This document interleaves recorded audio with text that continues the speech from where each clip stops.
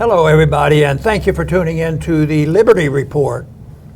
With us today is Daniel McAdams, our co-host. Daniel, good to see you this morning. Good morning, Dr. Paul. How are you this morning? Doing great. All right. Great. All right. Lots of stuff. Checking up on things of how the world's going. You know, a lot of people are predicting World War III. Yeah. And it's coming. I'm developing in my mind, at least, World War III is coming. But in my mind, and suggestions that I'm milling it over, it's going to be different. It's not going to be, you know, everybody, when they think of World War III, they think of World War I and World War II, and it'll be that. And then if you look at Ukraine, it looks like they're trying the old-fashioned World War III. But we'll see what's going to happen there, and there's talk of that. But I've decided that we have to emphasize more about the war going on within our borders or at our borders, and that seems to be where we are neglectful. But last night, Tucker had a great program. He has access to information, the tapes of January 6th, which is pretty darn important. And I thought his program was very well done and exposed. I would think this would be something that everybody should be mulling over and helping them to sort out the truth from fiction. And that's always the trouble is, you know, we hear so many different stories and we've been lied to so much, especially after, you know, COVID episodes, but also naturally getting us into war. Every night I have to listen to wars about how we got involved, you know, defending Ukraine against the Russian invasion, you know, in Ukraine. And our position is slightly different than that. But Tucker had some real exposure of what happened, and we have expressed ourselves quite a few times about the criminality of what they have done to those people that were in the Capitol. Yeah. And of course, you know, when it's presented, they were monsters. They were starting World War III right here. It was, you know, taking over the country, and a lot of people believe that. And guess what? The Democrats defended themselves quite well. They took, you know, a little bit of filming they did, thousands and thousands of hours. They picked about 5 minutes up and say, see what they were doing. And but the one beef I've always had with this, why I thought it was a total corrupt process, is then they take a few of these people to court. Most of them, I guess, didn't get into court. They didn't get into court, but the defense never had access to the information they were being charged with. So it was a kangaroo court. Yeah. And I think that's been going around, but all they have to do is suggest it, and then they disavow you because you're just nothing more than a Trump person, and you're lying because you were trying to change the election. You know, not just count the votes. You wanted to change the vote, and by violence, where they were going to throw Biden out, which is a little bit of stretch of the imagination. But I think it's great stuff because it's reaching out. People have difficult time giving up false beliefs. Just think how difficult it's been for some people to give up the false beliefs because the government told us what to worry about on the COVID. Yeah, wear a mask. So like this, there's been so much evidence to show that Trump was behind an insurrection and caused a lot of violence and a lot of killing, and that's why if you talk about Trump, you're a traitor, you know, and committing treason to our government. And there's a lot of people who still believe that this is going to be helpful. Yeah. This is going to be very helpful to get some truth out, and they haven't finished looking at that tape. Yeah, there's plenty of it. And, you know, Kevin McCarthy, incoming Speaker of the House, to his credit, he released 40,000 hours to Tucker Carlson exclusively.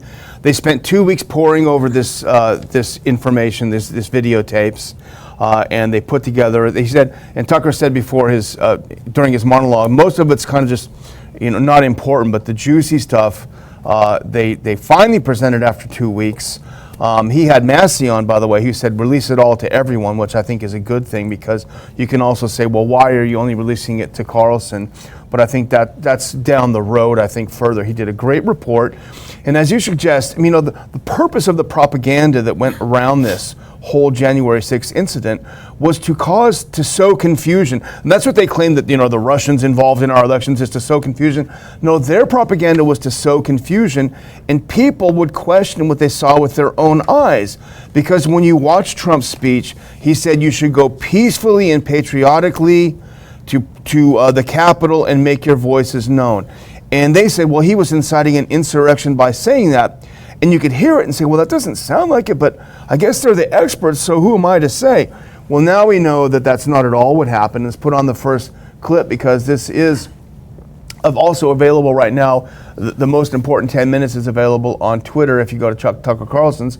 We're not going to play any of the video, it's there, but he poured over it, and what he found is a shock, everything that the January 6th committee said, everything that the Democrats and the Uniparty, as he called it, which very accurately, the Uniparty in D.C., everything they said about what happened on January 6th is a lie, Dr. Paul. He conceded, as we have done, that there were some rabble-rousers, there was some riffraff in the crowd. How many of them are feds, we don't know, and they won't tell us, but people did break things. They should be punished for breaking things. But by and large, when you looked at the video shown, if you put on this next clip, this is the kind of scene you saw inside the Capitol building. You saw people milling around, and I've been in this room dozens and dozens of times, very peacefully, not breaking anything. Do the next one. You saw Jacob Chansley, the poster boy for the insurrection. They called him the QAnon shaman. Turns out he's a Navy vet, and I didn't realize that. Here he is walking peacefully through the Senate with no less than 6 or 7 police officers. Nobody stopped him. And in fact, Dr. Paul, Tucker showed video of him being accompanied by Capitol Hill police officers. If you put this next one on, this is from the Epoch Times, and they got it right. They actually were basically serving as tour guides for him. They were opening doors and showing him into rooms. They had every opportunity, 2 or 3 well-armed Capitol Hill police officers, to arrest him on the spot if he really was sowing an insurrection. Obviously, the Capitol Hill police officers inside had better judgment. They did nothing to him, and in fact, they helped him even get into the Senate chamber, where Tucker showed him Chansley saying some kind of a prayer, praising the Capitol Hill police for being kind, for letting people in, for treating people respectfully, and it was amazing. So the takeaway of this, regardless of what the naysayers will say, is that the whole thing was cooked up. It was a lie. As Tucker Carlson said, it was a lie to try to prevent Trump from running again for president. Well, even though Tucker really hit hard last night, this morning more people know about it, but we still have a long way to go, because it was just breaking through. I remember as the truth was coming out. Matter of fact, the truth was available on COVID from the very beginning, and they had doctors organizing to try to prevent all the tragedy of COVID. And this episode now has opened up the doors, and it even though to me it's explosive, it's not going to happen. The shift away from beliefs by the opposition, by the Democrats for political reasons and hate themselves, that is not going to change immediately. But I think as time goes on, more and more people will realize that they'll have to be challenged. But you know what would have really helped on this?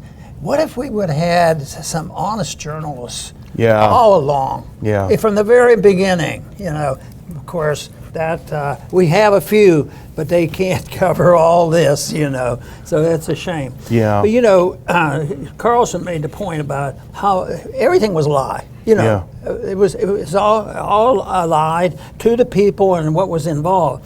And I keep harping back on, I think what's happening to our society is people have lied forever. They talked about you shouldn't lie. And for centuries, they knew that was wrong to do. But philosophically, there is a position where it says outrightly that lying isn't all that bad. Yeah. And they call it nihilism. And because and they philosophize by saying, well, you can't decide what is right or wrong. It's too difficult. So it's impossible to know the truth. So therefore, lying is permissible, and it's just the best liar who gets the rewards. And this what it does, though, is the people who participate in the lying, since there's no other competition with right and wrong, there's no guilt. They do this, and these people that we see, the people in Washington, I think it's so much different than 20 years ago. I think they knew more what they were doing. They probably still know it, but right now there's a little bit of shame when they get caught. But other times, it's been acceptable, and I think that's what we're up against. So right now, I think the people who believe that lying isn't too bad, but every once in a while they have to take a stand against lying. So we're going to take care of that member of Congress who fudged his resumes. Yeah. So he's caused all the trouble. Yeah. Well, you mentioned earlier on, it's a shame that there weren't any good journalists covering this, or very few. Someone really deserves mention. Is someone we've had on this program. We've tried to get her to speak at our conferences, and unfortunately she's been busy so far. But that's Julie Kelly. And you remember Julie? Boy. Julie was dogged on this. When it was extremely unpopular, she stood up for justice. She withstood all the slings and arrows that are due to journalists who actually do their jobs. And really, America owes her a great debt of gratitude. I really must say that. I admire her immensely.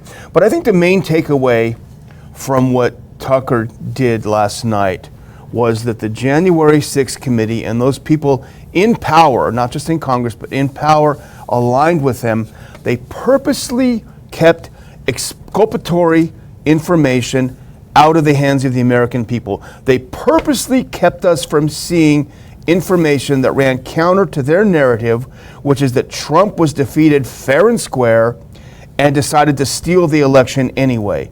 Now, if they lied about that part, it also makes you wonder about the lying about whether he won fair and square, because we all saw a lot of very weird things happening on election night. So that should be the next thing that's questioned even more, and should be openly questioned, because as you always say, it should be able to withstand scrutiny. Yeah.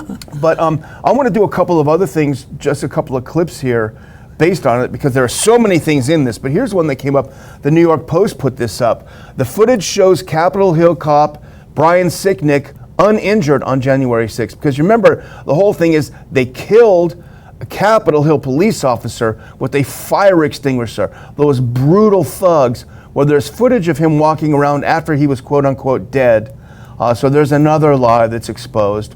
And this did not go unnoticed by, I have to say, someone who really is emerging as a champion of truth. And that is, and I know you've been a reluctant admirer of him, and I think rightly so, but that's Elon Musk. And Elon Musk obviously watched the show last night. Elon Musk torches House January 6th committee for, quote, misleading the public, withholding evidence. Deeply wrong. And here's the tweet that he's talking about. And this is Great Price. I think he's a conservative activist. He said the January 6th committee lied about how Sicknick died, lied about Barry Loudermilk taking rioters on a reconnaissance mission, lied about Josh Hawley running away, lied about Ray Epps being a credible witness. And Elon Musk responded to this tweet saying, besides misleading the public, they withheld evidence for partisan political reasons that sent people to prison for far more serious crimes than they committed. This is deeply wrong, legally and morally. Absolutely. And specifically, Chanceley. Yeah. He was sent to prison for 41 months. Yeah. That's a big hunk of time, and it's in federal prison, which raises more questions. But he's the declaration of victory for lying. Oh yes, but he did this, and we put him away, and we had a victory. We convicted him, and we put him in jail, and the courts work. The system is working for it, and yet you wonder, they wouldn't listen to him. They wouldn't give him proper defense and show the pictures. But now what are they going to do about it? There have been times when new information comes up that a decent judge would say, hey, there must be a technical, legal way of getting around this. But my guess is that they're not going to talk about releasing him, even though no matter how much proof we had that he didn't do anything. Yeah. That is to me very sad. So we don't have a very good judicial system defending the people who believe that it's proper to tell lies at will, and you're rewarded for telling lies. So that's a difficult situation. I mean, I think everyone should be released immediately unless they were obviously involved in something very, very violent, even vandalism. You don't go to jail for that. Ask the people who rioted in the summer of 2020, right? Yeah. That's mostly peaceful protests. So yeah, some of them get paid to do it. Yeah, so they should be released. But nevertheless, Dr. Paul, the cult goes deep. Just like people continue to wear masks about COVID, the cult is deep. And here's the reaction on the other side before we move on to our next story. And this, I put that up. This is NBC News via Yahoo News. Here's how they play it. Tucker Carlson, with video provided by Speaker McCarthy, falsely depicts January 6th riot as peaceful gathering. Well, the video speaks for itself, NBC, and here's their ugly stepsister, MSNBC. Here's what they say. Tucker Carlson pushes the bogus January 6th story he wanted to tell. Well, we did see the video finally, even though you didn't want us to see it, Steve Bonin and all you people. We saw it, and it does not support your narrative that it was an insurrection. And I'm sad to say, Dr. Paul, on a personal note, the only time we've ever lost a member of our board was over this. And I won't say the name. I've had deep respect for the person, but right after January 6th, I wrote an update to our subscribers saying this does not look like an insurrection to me, and this individual says, I never want to have anything to do with you again. And that's painful to me to hear this person say that, but hopefully he will have seen this and change his views, but we'll see what happens. So, can we all go on to Southern Poverty Law Center? Yeah, fighting for freedom and liberty, and yeah. An attorney. We know all about Southern Poverty Law Center, and they're not on our side of the philosophic issues. They're not on our side of liberty, but they're usually a little more cautious. Yeah, and they're nonviolent people, but they got caught participating in this. But you know what? If the reports I saw is the people, it was 21 people or something that was involved, and they weren't from the town where it was happening. They came from around the world. Yeah. Bring them together, and they got into trouble, and they got arrested. And this is one time it'll be interesting to see. Is this a breakthrough, or was it so obvious they couldn't pass it out? Now, you and I have talked a little bit about, and I think our viewers might recognize that we have not been bashful in using information if we believe it's decent information. Yeah. So Politico hasn't been doing too badly. Yeah. So if they're doing it, we'll at least offer that up. But they have reported on this, and they're suggesting that there's some Mickey Mouse goings around here. Yeah. The SPLC is the champions of cancel culture. They are unbelievably well-funded organizations. Millions and millions and millions of dollars they have in their war chest. And what they do is they target people they don't like for political reasons. They tend to be libertarians or conservatives. And then they say, well, these people are potential domestic terrorists. These are domestic extremists. And what do they do once they've made that determination? Then they go to their funding sources. They'll go to PayPal. They'll go to however you try to survive and try to get you canceled, impoverished, put on the streets. That's their modus operandi. Well, it turns out that they're not as clean as the driven snow. And let's put this one. This is from the Daily Caller. This is SPLC Attorney charged with domestic terrorism for rioting against Atlanta police facility. And here's his mugshot. He is an attorney with SPLC. Tom Jurgens, again accused, not convicted. We must make that point. But it turns out he fell in with a bad crowd. He was tired of being an attorney, Dr. Paul, sitting behind a desk, and everyone else was having the fun, throwing Molotov cocktails. So I'll put this next one up. Here is allegedly what he did. Atlanta police say rioters were dressed in black clothing and threw Molotov cocktails, large rocks, bricks, and fireworks at police officers, destroying multiple pieces of construction equipment. Officers deployed non-lethal took methods to quell the riot and arrested more than 30 individuals. Multiple people have been charged with domestic terrorism since December for violently protesting a $90 million police training site. So they don't want this police training site built. Fair enough. If you don't want it, you should protest against it. However, you should not be throwing Molotov cocktails, lest you be, even in the era of Biden, considered a domestic terrorist. You mentioned the fact that they have money. Lots. And this statement says they have over $731 million. That's a pretty good. You could talk a couple of zeros off that, and we'd be happy. Yeah.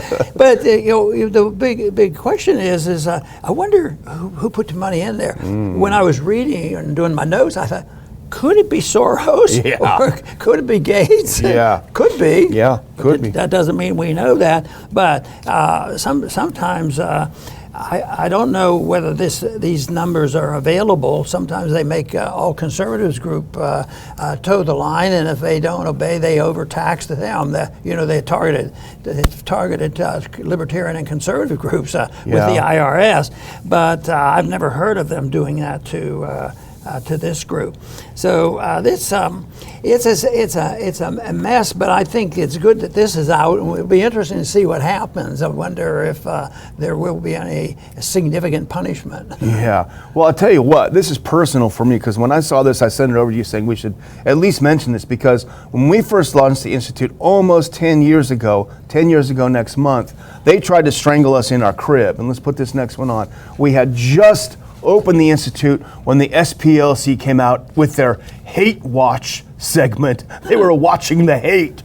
Ron Paul's new organization reportedly stacked with extremists. Stacked. Not even a smattering or a sprinkling, Dr. Paul. We were stacked with extremists. So they can dish it out, obviously, but they can't take it. We had a big job getting rid of all those extremists. Yes, we did. It was rough.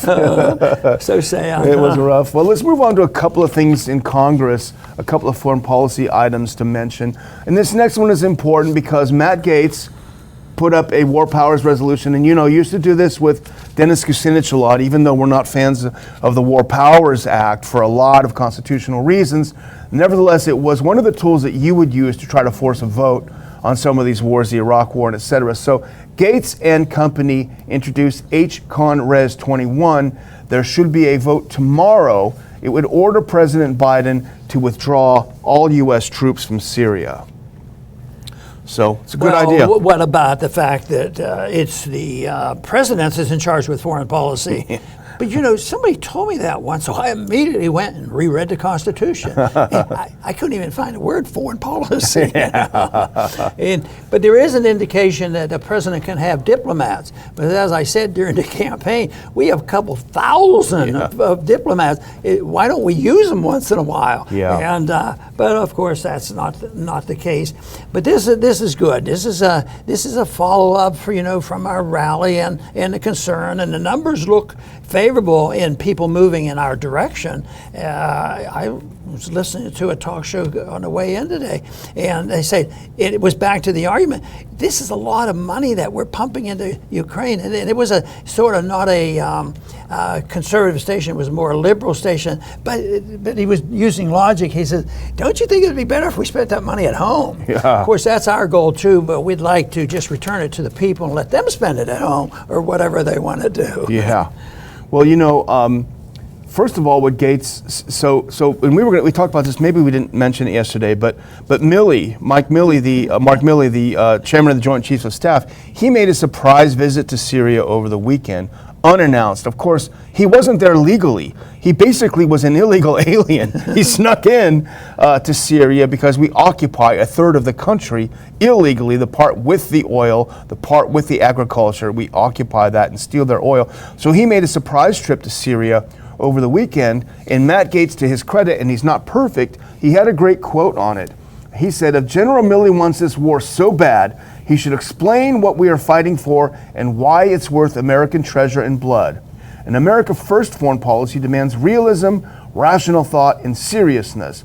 He went on to say, Syria is a quagmire of a tinderbox. America has no discernible interest in continuing to fund a fight where alliances shift faster than the desert sands. A little dramatic, but he makes a point. What are we doing over there, and why don't we get the heck out after, what is it, 7 or 8 years of occupying a big chunk of their country? You know, in July they did have a vote by the House that was on the amendment for the National Defense Authorization, and this was to strike all the funds for U.S. presence in Syria within 1 year. And if he didn't get the authorization for the war, the amendment failed, but it received, now this is what I want to mention, but it did receive support from about 60% of House Democrats. Wow.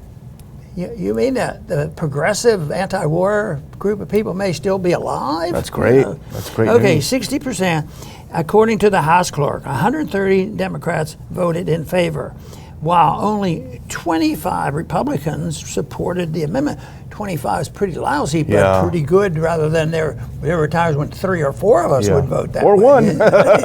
Yeah. So it's not just a pop-up right now. Yeah. And now that was last July. Now they're having this other vote, and it's good that it's there. And I'm impressed with some of the people that are leading the charge on this. Maybe for various reasons, but it's still, they come down on the right part. Get out of there. Quit sending the money, and if you have to, trade it off, spend it at home. You know, that's it. Well, obviously, as a C3, we're not allowed to lobby very much. We can only do very, very little lobbying on legislation, but we certainly would recommend that you call your congressperson and let them know how you feel. If you're in a Democrat district and your Democrat voted the right way last time, remember, that's when Pelosi was in charge, they may shift their vote for political reasons. So it's a very good time to say, I liked your vote last time, I hope you'll stick with us. So be polite. Make your calls. But I just wanted to mention one other thing about this, Dr. Paul, because as I said, we occupy a third of Syria. We are where all the oil is. There was one estimate as of last July that $106 billion in revenue was denied the Syrian government because we keep trucking the oil back to Iraq. And I think back on Secretary of State Blinken just a few weeks ago in the UN General Assembly giving a fiery speech about how dare Russia violate the sovereignty and territorial integrity of Ukraine. You just don't do that in today's day and age. And here we've done the same thing for years and years and years. Right. Okay. So the last one we want to talk about is another potentially bit of good news, and this is the Cuba trade embargo. We haven't talked about it in a while. We can put that next one up. And Dr. Paul, it's pretty good. One more next if we can. There we go. A new bill on Cuba trade. Pretty good news. You know, the whole idea of an embargo, and I've talked about this for a long time, as you have, because there is a sound belief that the founders endorsed that if you trade with people and you mingle with people, interest is that you want to get along with those people, and the saying goes that you're less likely to have a hot war with people. And yet, what have we done with Cuba? What is it, 60-some years that we've been doing that? And I thought the immediate thing, because right now everything is, how's the best way for us to work in bashing China?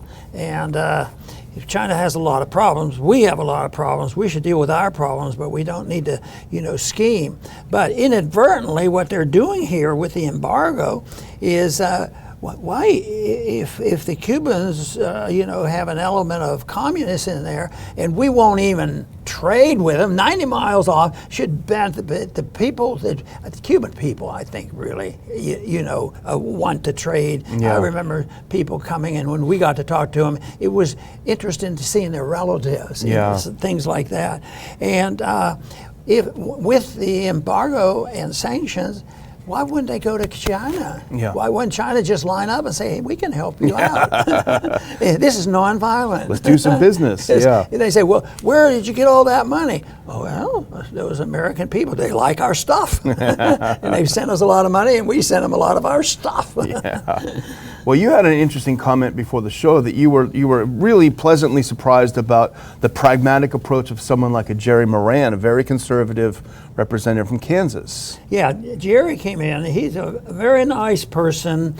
He does not come down hardcore libertarian, and there's people might complain about him from that viewpoint. But I always got along with him well, and his argument was, in a way, similar to what I was talking about in Cuba. He represents farmers, and farmers, are having problems. They always have problems, and they have their ups and downs. And he would really like to see, that market opened up. So it might not be quite as crystal clear as we would like to have free trade. And I like to think the consumer should be in charge of trade. It's your money if you earned it. If you're not committing a crime, spend it wherever you want, and that will sort things out. It'll cause, if you're spending too much money someplace else, that means that the American businessman needs to straighten up and provide the product at the right price. And they say, oh, the prices are bad, no, we can't compete. So they go to our government and they get a subsidy to try to compete with them. But anyway, I thought Jerry had a good argument there. It was a practical argument, and it works into the belief that free trade is better than embargoes. Absolutely. Well, I'm going to close out with a little announcement. If you can put that last clip on. Anyone who's watching the show around the Houston area, if you're interested tonight, if you put that last clip on, there we go. Tonight, one night only, there's going to be a screening of a very special film called Ithaca, and it is a documentary on the fight to free Julian Assange, starring his father. It's going to be tonight at 7 p.m. Rice Cinema on Rice University campus, and I'll put a link on the bottom to how to get tickets and get there. But if you're in the area, Julian's brother, Gabriel Shipton, is going to be there, and I will be there, and I'll give a little talk or a little Q&A with Gabriel. I'm looking forward to meeting him in person. He tells us he watches the show, Dr. Paul, so he's got to be a pretty good guy. So it's a great film, and it's a great cause. And so if you can get out there in Houston tonight, we'd love to see you at 7 o'clock on Rice. Again, I will put a link in our description if you want to go ahead and look into it more. Very good. And I want to finish up by a short quote from Jerry Moran that I just talked about. And he's talking about, trade, especially farm trade with Cuba.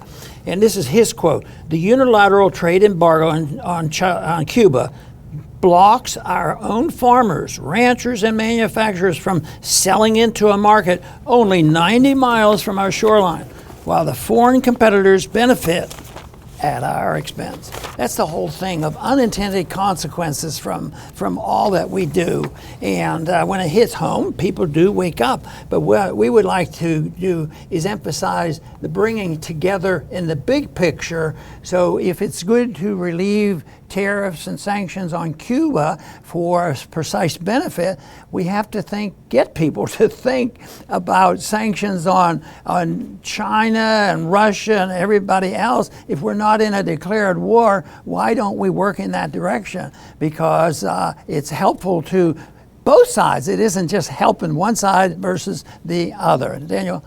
I just want to say one thing. I'm sorry, Dr. Paul, to interrupt you. I just also want, before we go, to remind our viewers about our sponsor, forpatriots.com. We got so caught up in January 6th. We had our own insurrection here in the studio, but don't forget to go to forpatriots.com. We talked about China and hoarding food. They're a great company. They'll give you a discount. Put in Ron, get 10% off of your first purchase. This is survival food. It's healthy food. Forpatriots.com, our sponsor for this month.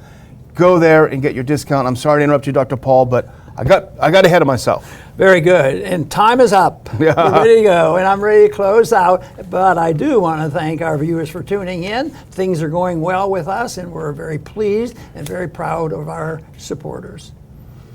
Please return to the Liberty Report soon.